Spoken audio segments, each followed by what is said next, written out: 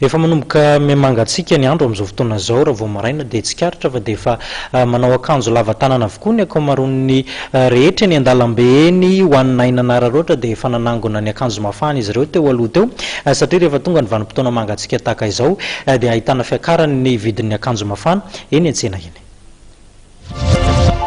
Mitobaka ny akanjo mafana ny tsena tahaka ny akanjo ba, blouson, par-dessus, colon, eny fa na ireo kiraro fatao amin'ny andro mangatsika tahaka ny boty ireny aza.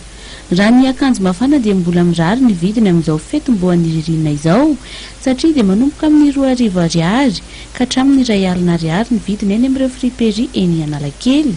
Efa manomboka misy kosa ny tsena raha ny nambaran'ireo mpivarotra satria mety malafatra any amin'ny 2 balany isan'andro rehefa tena misy izay tsena izay.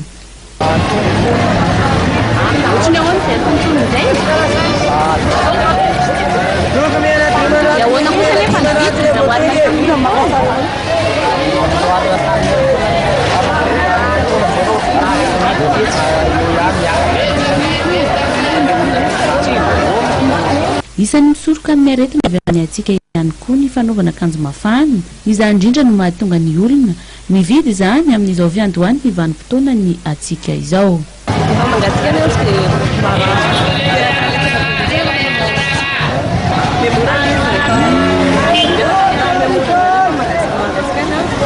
Ankoatra ny fanaovana akanjo mafana dia isan'ny manampy hafanana ihany koa ny fihinanana sakafo mafana sy misy menaka kokoa amin'izao vanim-potoana ny atsika izao.